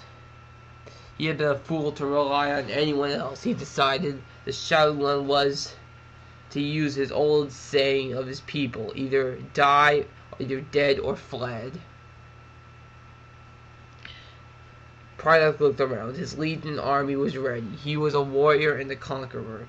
There is no other choice. We march, he yelled to the cheers of his troops. In a chamber on the island of Zia, the stone floor was littered with the shattered remains of precious vials of their contents, and the Shadow One there was no trace. No one would look very hard for him. They were too busy trying to determine if every vortex in a Kyo radius had met their horrible death, and just was what was on their island was possibly pulverized by living beings into fragments, without leaving any sign of its presence. The Toa Mahari watched in shock as a new life form emerged from the tank of energized protodermis, a mixture of a Zyglak, a Vortex, a stealthy Neighborer, and 5 surviving Paraka. It had been created by the barbaric Skakdi in an elaborate ritual. Now it was free. It was terrible, it was beautiful. Towering 12 feet high was a gleaming golden skin, powerful muscle, and piercing green eyes.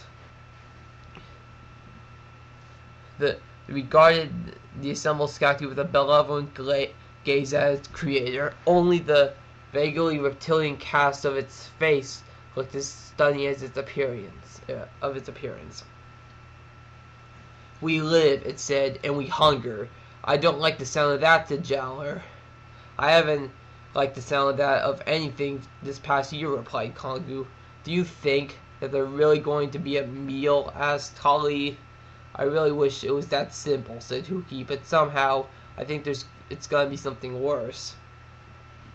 You freed me, said the new creation, and in return I will be granted a wondrous gift.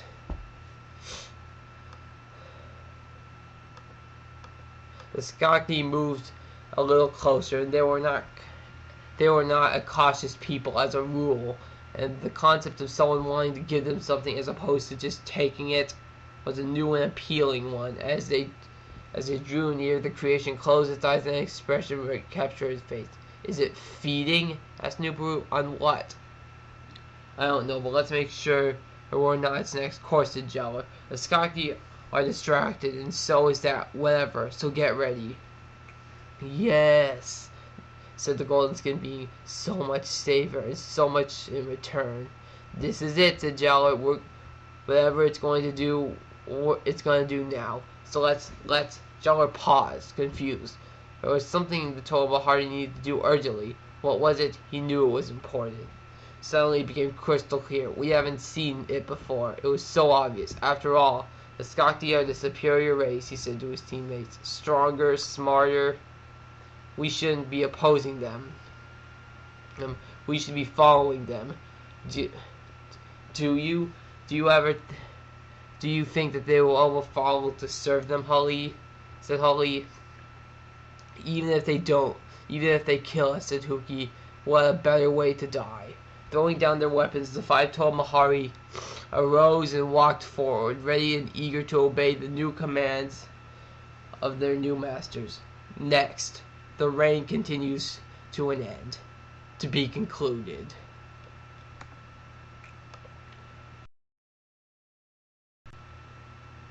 Reign of Shadows, Chapter 12. Pterodax studied the 3 Shadow Takanuva who blocked his path. They had been sent by Makuta Pterodax of this universe, one who controlled the giant robot inside of which millions have lived. To kill them and his companion Mazika was a good plan, after all. One Takanuva would be to challenge. The 3 corrupted ones were deadly. Pterodax had multiple powers of his own to choose from. In his time and his universe, he had been a great warrior. No doubt how Makuta expected him to pit his energies against those of the Takanuva in an apocalyptic final battle, and outnumbered, die horribly after a few minutes. Mazika would most likely not even last that long, though the Matoran would make sure his killers remembered the fight.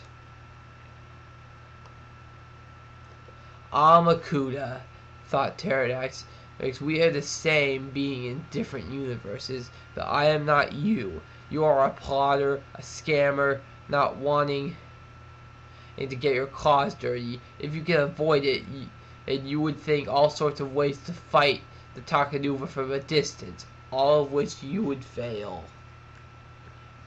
Well, Pterodax unlimbered his warhammer. You would never think of doing this.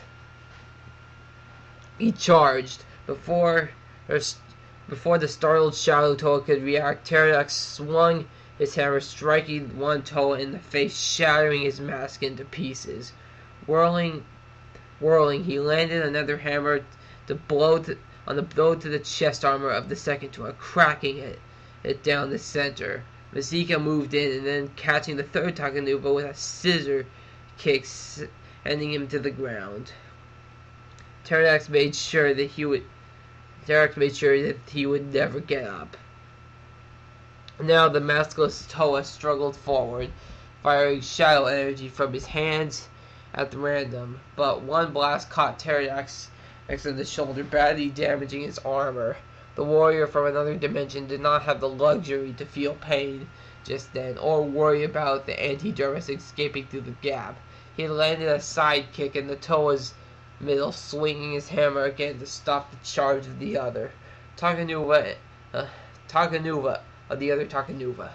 The latter, still in the fight despite many badly damaged armor, created a swirling fog of darkness to conceal his movements. "Let me," whispered Mazika.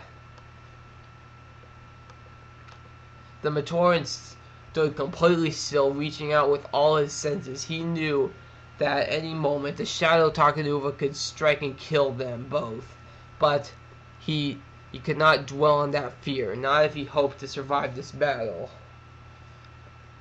Well, there, the slightest scrape on a boot rock about 3 feet behind him, and to the left, Mazika leapt, whirled through the air, and lashed out a kick. His foot connected with the Toa's mask, knocking it askew, but not dislodging it, even as if Momentarium had created him forward.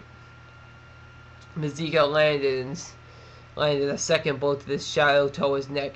Enraged, the Toa hurled tendrils of darkness that had begun to strangle the Matoran.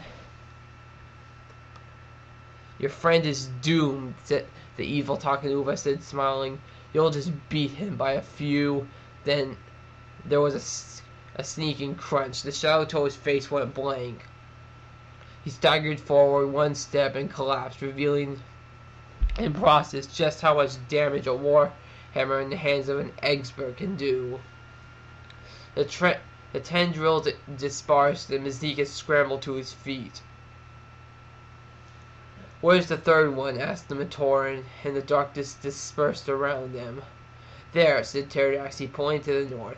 "And there," he added, gesturing towards the west. "Oh, there's some over there," he finished, casually glancing to the east. His mask was shattered, though I thought he was just as liking to join it.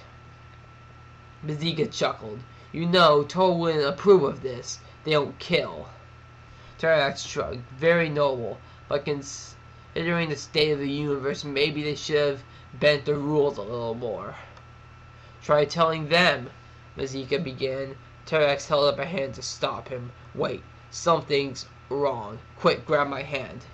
Mazika did as he was told even as Pterodax began to teleport. The world blurred and vanished around them. Then when it reappeared, they were standing back on the ridge above an abandoned village. A violent tumor shaking the ground, and Mazika could barely keep up his feet. As I hoped, said Pterodax wearily, we escaped the worst of it. Worst of what? Demanded Mazika. What just happened? Your Makuta has fallen, said Pterodax. We need to keep moving, but first we had better find some way to patch my wound. I prefer to walk out of this universe, not float. Tahu was used to darkness. He, after all, was an Onumatoran who spent most of his life in the Metru Nui archives or deep in the mines. Of course, it was one thing to choose to live in dark, and another to have light all of a sudden extinguished around you. He took stock of the situation. He was lying face down on the floor of the upper level of the archives. The air was filled with dust. The light stones were all shattered. Something extremely heavy was on top of them, making it impossible to get up and quite difficult to breathe. All of this was the result of a massive quake that had just struck Metru Nui, followed shortly after by a not quite as devastating aftershock. Tahu tried to yell for help, but could only manage to manage a harassed whisper.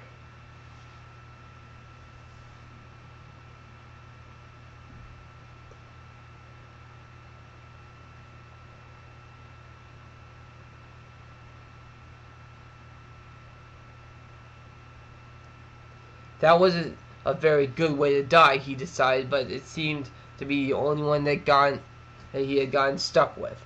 Then he heard something. Something was digging nearby. Maybe they would find him. He tried to yell again, but wound up choking on dust. There were more sounds. He could hear voices now, familiar ones. Someone was yelling for the others to keep digging. There was a terrible weight on his back that was suddenly gone. Tahu felt two strong hands grabbing his wrists and pulling him out from under the rubble. He looked up to see Tamaru and Maku were his rescuers. Not far away, Kopaki was helping the other Onumatoran who had been caught in the quake.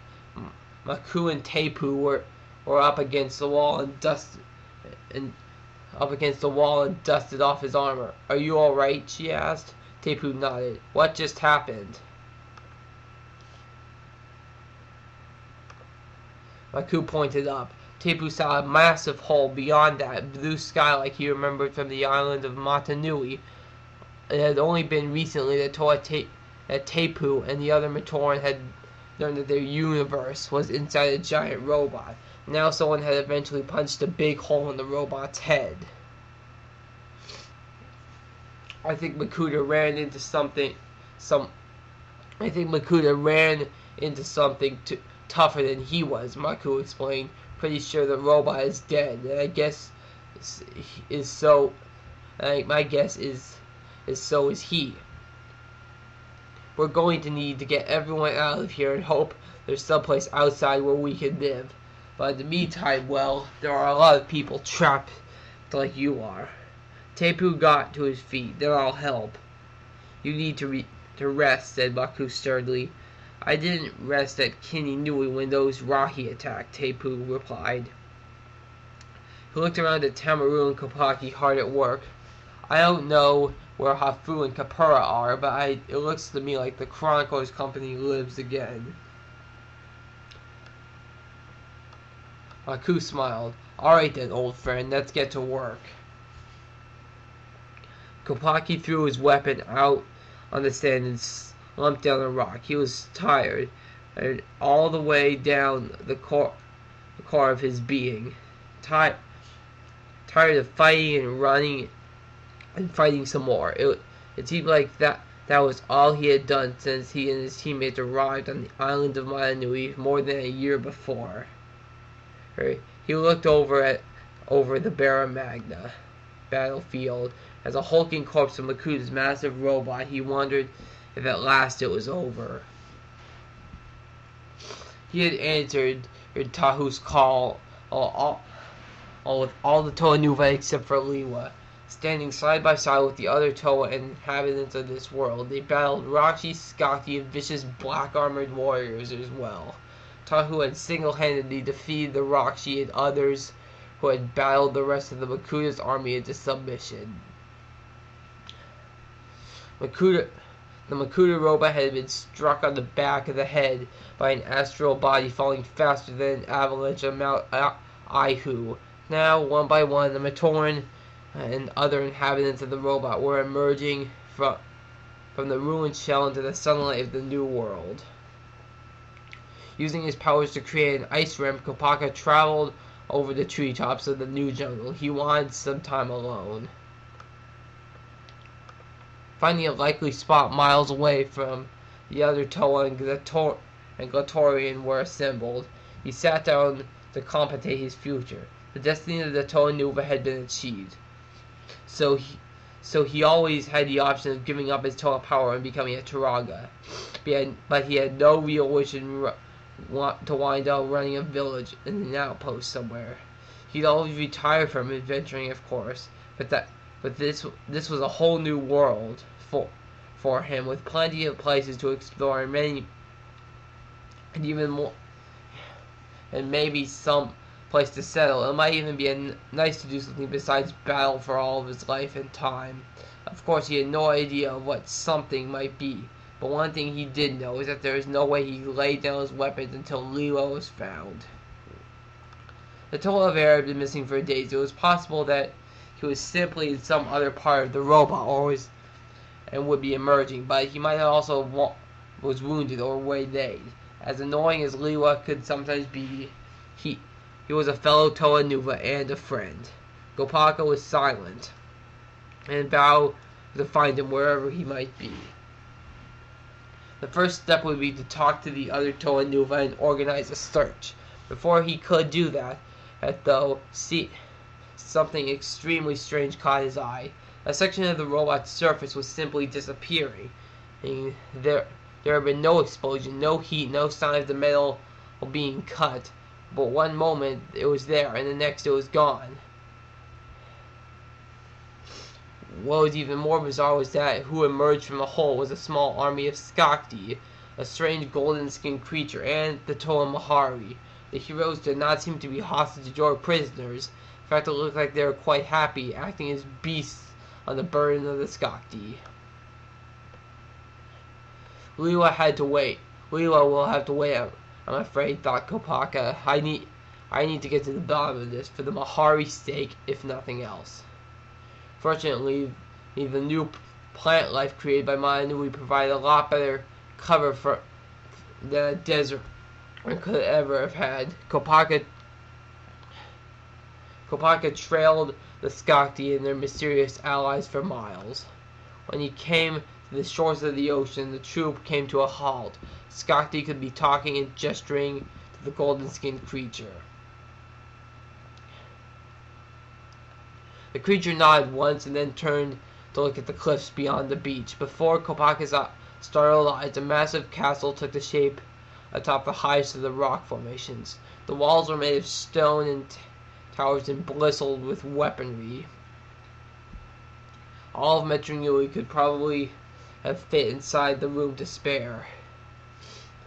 This is extremely not good, thought Kopaka. One Toa Nui can't do anything here. Let's find out what a 5 can do. Little Nui was in the middle of his own mystery at the moment, transported to someplace called Bota Magna, along with Toa Hellrex, Vison, Toa Tuyet, Miserix, Brutaka, and others. He had found himself in the presence of someone claiming to be an imprisoned great being who sought freedom. The members of his party had immediately fallen into debate on whether it was wise to free someone with so much potential power and evidently a strenuous grasp on sanity. Lewa rapidly grew tired of the argument and found his way out of the fortress. The area which now stood was the most beautiful he had ever seen, even more stunning than the jungles on Mata Nui. He used his power to soar above the trees and taking a majestic forest, beautiful rivers, rolling fields, and cybernetically enhanced giant reptiles. And we had circled his back and to a second look, and yes, that was a lizard, roughly 40 feet high, the Toa's rough estimate, and yes, it did have a laser targeting system in place of one eye. Its teeth were of polished metal, and its tail was covered by circulatory for its entire length. The Toa ever watched its beast pursue a smaller, much faster reptile. The prey looked like it was to escape, then, at least until something flashed from the giant's mechanical eye and the ground exploded in front of his quarry. A smaller reptile flew backwards, tumbling over and over, and landed on the hard forest floor. The larger reptile swallowed it whole. And we thought we had Rahi problems on the island, thought Niwa. They would grow them big here. Swooping down for a closer view, Niwa spotted a movement in the forest floor. This time there weren't reptiles but villagers, not too different from the size of Matoran, but they were marching at a steady pace, seemingly unaware of the proximity of the massive predator. Lewa decided he had better warn them. Landing some distance away, so as not to startle the natives, he waited for their approach. As soon as they saw him, they spread out as if to surround him. He kept his arms at his sides, not wanting to appear hostile. Now that they were closer, he could see that they were quite different from Matoran in some ways. They carried very crude weapons and axes and spears and clubs made from wood and rock. While they did wear armor, it was a strange hybrid of metal and plant life. One of the villagers, obviously the leader of the patrol, stepped forward and addressed the Toa, but Lewa could not understand anything he said. He tried to use gestures and convey messages that there is a huge reptile not far away, but the villagers did not seem to get it, or else he just didn't care. They seemed much more fascinated about him. A few of the braver ones poked and coddled him as if you had never seen anything like him before. Now the leader was making gestures of his own, inadvertently asking Lewa his point of origin. The Toa smiled and nodded, trying to show that he understood, and pointed in the direction of the fortress. There was an immediate murmuring around the villagers, not happy at all. The next thing Lewa knew, they pointed countless spears at his throat. Oh, thought the Toa, it's going to be this kind of day. Aghanim studied his ancient equipment. It told him much about the state of the newly restored Spherus Magna. Mata Nui had gone dormant, at least temporarily. The original Mata Nui robot and its prototype had both been destroyed. The nanotech inhabitants of Mata Nui have somehow survived and were emerging onto the Spherus Magna and interacting with local inhabitants.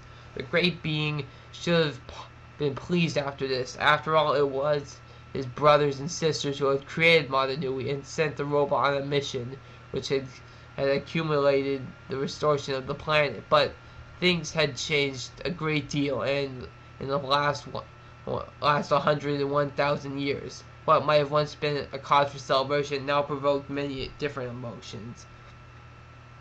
They will seek the great beings now, he thought. They want to tell us that as what this is as well. Toa and Gatorian, Matoran and Agori would join together on this joyous mission, but all is not well, and if they go and search for those who brought so much glory and much misery to the world, I fear that there would be nothing but death. The end. To be continued in the new serial, The Yesterday Quest, starting soon.